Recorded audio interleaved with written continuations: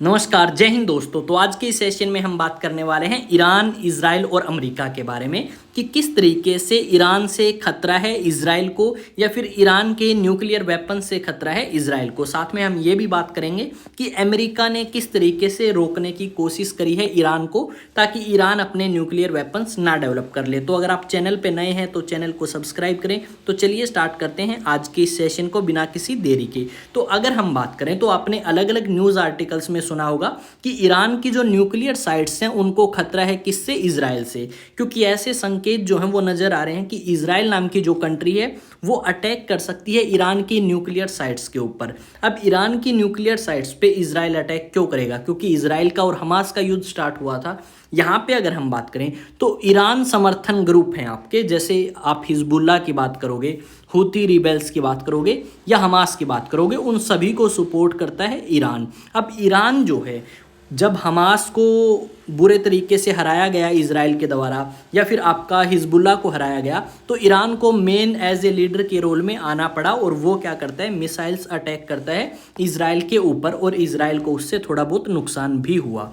अब इजराइल जो है उसे ये खतरा है कि आज तो इसने मिसाइल अटैक किया है, आने वाले समय में अगर इसने न्यूक्लियर वेपन्स डेवलप करे तो ये न्यूक्लियर वेपन्स से भी हमारे ऊपर अटैक कर सकता है।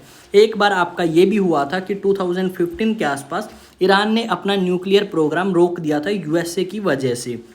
अब जैसे ही आपके ट्रम्प पावर में आते हैं तो ट्रम्प पावर में आते ही ईरान जो है उनकी और यूएसए की डील कैंसिल होती है। जैसे ही डील कैंसिल होगी उसके बाद दोबारा से न्यूक्लियर वेपन्स डेवलप करना स्टार्ट करेगा कौन?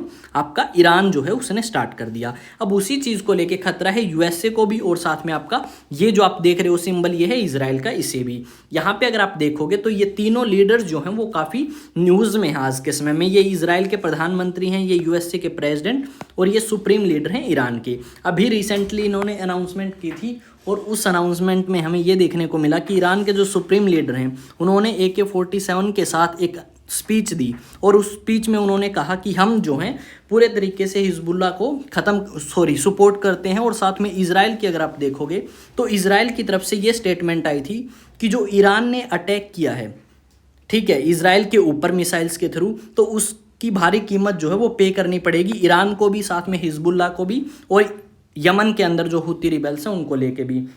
यहाँ पे अगर यूएसए की बात करोगे तो यूएसए के जो प्रेसिडेंट हैं बाइडन, उनका ये कहना है कि वो इस चीज़ को रोकना चाहते हैं कि ईरान के जो न्यूक्लियर प्रोग्राम है उसके ऊपर अटैक ना करे इजराइल, क्योंकि अगर ऐसा होता है तो उससे आपका इजराइल ईरान के बीच में कन्फ्लिक्ट और ज़्यादा बढ़ सकती है और वेस्टर्न एशिया जो है वो पूरे तरीके से डिस्टेबलाइज हो सकता है। तो यहाँ पे आप देख सकते हो ये कासिम सुलेमानी और बहुत सारे लीडर्स हैं जिनको मार दिया गया था इजराइल के द्वारा, उनके प्रति प्रोटेस्ट कर रहे हैं ताकि ईरान जो है वो बदला ले आपका इजराइल से। यहाँ पे आप कुछ न्यूज़ आर्टिकल्स और देख सकते हो, जैसे Middle East crisis highlights Israel military official says preparing response to Iran attack, कि इजराइल के जो मिलिट्री ऑफिशियल्स हैं वो प्रिपेयर कर रहे हैं आपके ईरान के ऊपर अटैक करने का या फिर बदला लेने का जो आपका ईरान ने किया था इजराइल के ऊपर उसका।